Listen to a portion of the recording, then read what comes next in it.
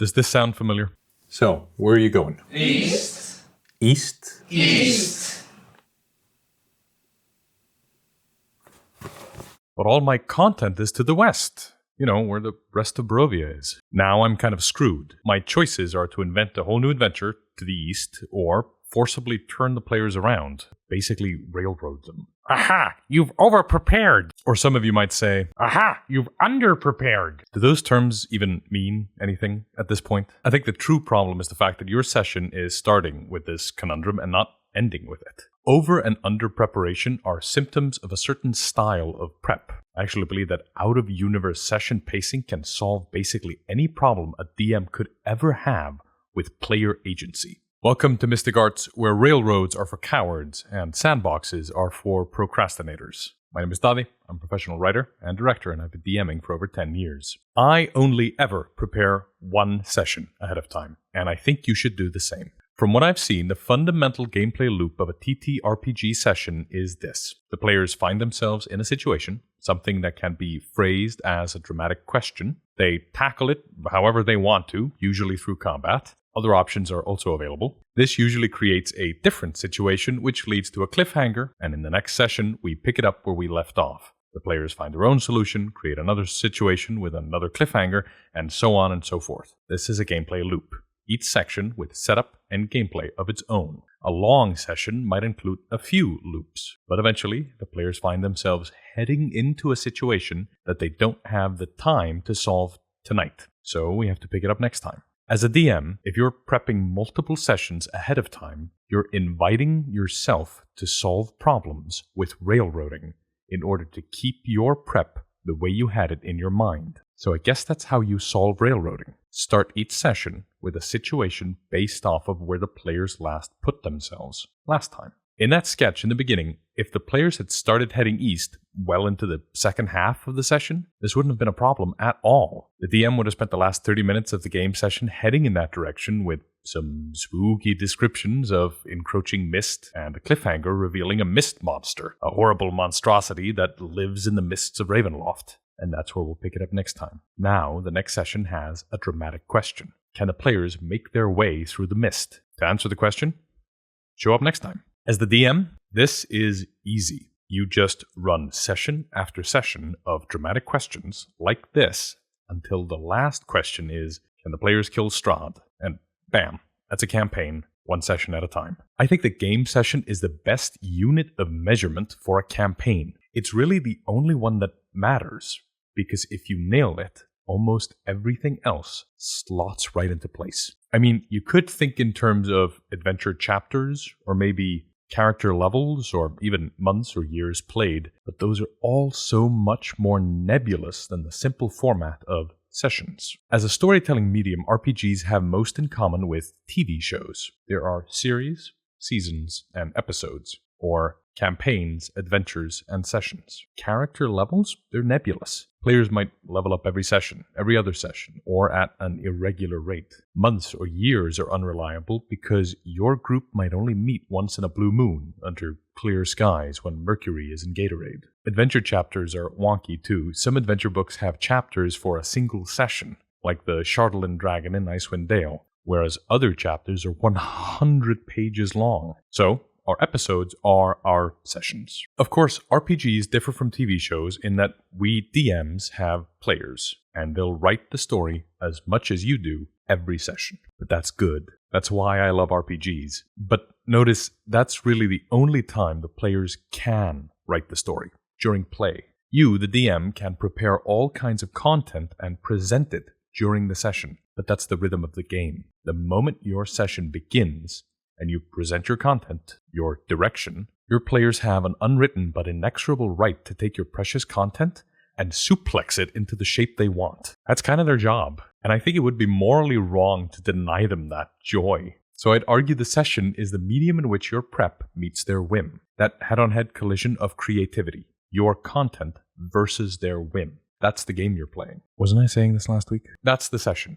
A medium where content collides with itself. As a writer, that sounds to me like a writing room, where everyone collaborates to create together. So then the session is a controlled, collaborative environment. And like any collaboration, it's made clearer with direction. I tend to think of sessions as having two essential components: setup and gameplay.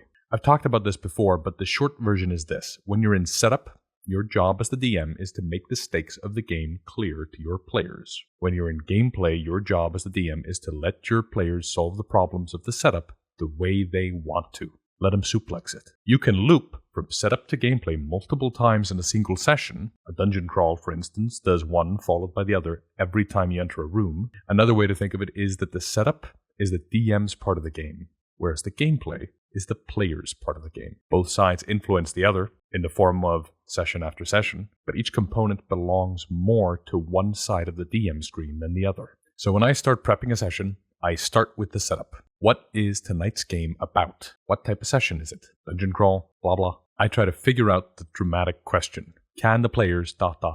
In order for that dramatic question to be interesting at all, I have to be prepared to receive any answer to it. Any answer. They should be able to fail. That's the beauty of the game. I don't know what happens next after I've presented the setup. No one does. We find out during gameplay. There's a little trick here I might get crucified for, but whatever. If you think something should happen, you can decide that's not what the dramatic question is about. Say the characters are in prison and they're planning on escaping. Well, you can make the setup be something like, you will almost certainly be able to escape, but can you escape and keep your cellmate, the heir of Brightwell, alive? AKA, getting out is easy, but getting out and doing the objective at the same time is hard. You, the DM, have the power to make the dramatic question whatever is appropriate for the game. If you're playing D&D, odds are your player characters are heroes. So there will be things that they want to do that aren't dramatic questions at all. Can the player kill the goblin? Yeah,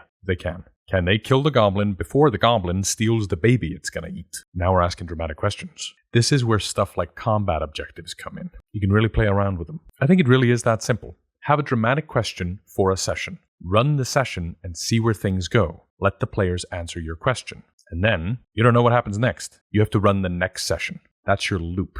By forbidding yourself from prepping too much ahead of time, you achieve two things. One, you stop yourself from trying to force us to a specific outcome by the end. And two, you get better sessions. Each session is your main focus as you try and make the best session possible. You're not keeping anything up your sleeves for a session 2 months from now. Do the cool stuff tonight, and then do more cool stuff later. You'll have more time to think about it. What's more is this allows you to think of each session like a self-contained unit of fun. Say you're halfway into a session when the players decide to head to a town you hadn't prepared. Well, you can prepare it next week for next session. All you got to do tonight is stall them with something else. Maybe it's a travel encounter on the road, or a 5-room dungeon, or some other kind of bottle episode. You pad the session runtime just enough so that you can end with them entering town, maybe doing one dialogue before you wrap things up. That's where we'll pick it up next time. And then you use the time between sessions to prep the content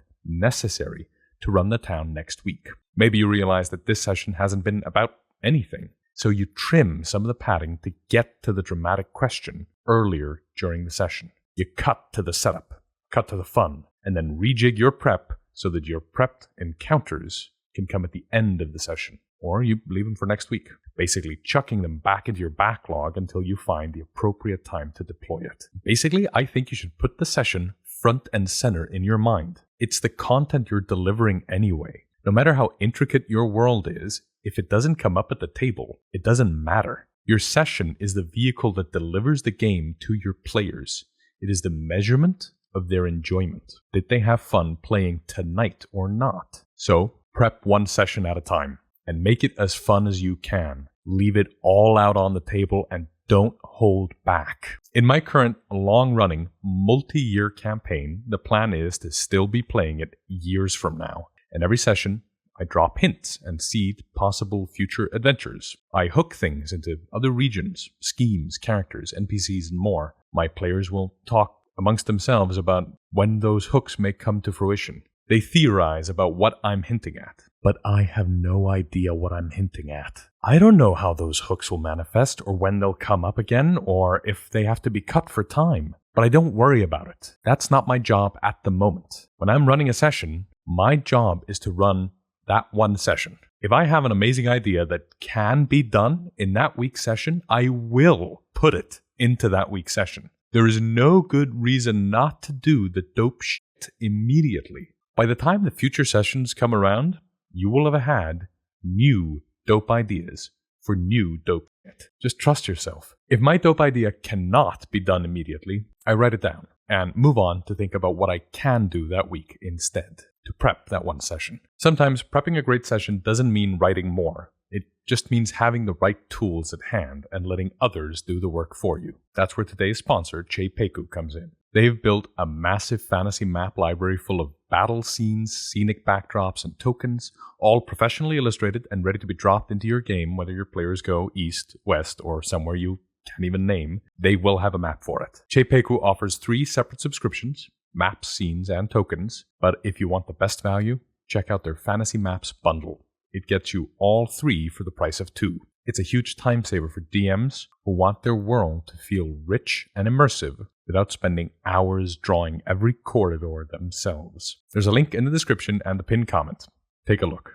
You'll be glad you did. Let's circle back to that idea of over-prepping. As anyone who's seen our video on Obsidian knows, I prepare a lot. I write long prep documents full of all kinds of nonsense. Lore, names, factions, corporations, guilds, and loads more. So yeah, I do a lot of prep, and many sessions end with me realizing that I could have gotten away with doing a bit less prep. My players just didn't make that much progress that night, but that doesn't mean I over-prepare. Over implies that the work I did was wasted, but there's no wasted prep. It can all be used eventually. Sometimes I run out of prep time, and the session starts at 6 o'clock, and all I've got is an opening monologue that says VAMP, and a single note that says Goblin Dungeon, and I make it up from there. I can, and I have, run entire dungeon crawls, adventures, roleplay encounters entirely off the top of my head and by the skin of my teeth. It's not that hard, and you can do it too, and it's no worse. Some of my players'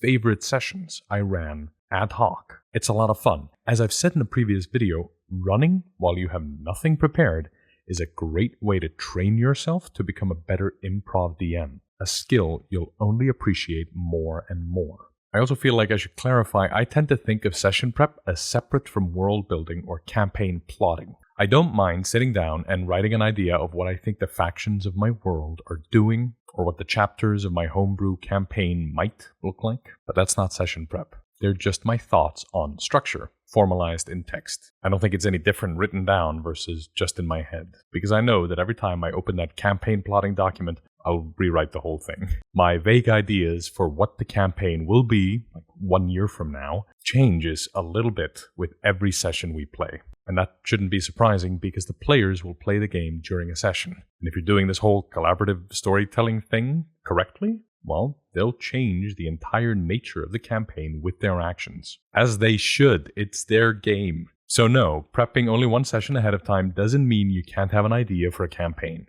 That's campaign plotting. It's separate. So, for your next session, I'll issue a challenge. Leave in a cliffhanger. Not just for the players, but for yourself too. Go get yourself in over your head and watch as your players will marvel at what happens next. And what's more, watch them get excited when you tell them that you have no idea. Embrace the chaos. And that's where we'll pick it up next time. Thanks so much for watching this video. This channel is run by me and my girlfriend.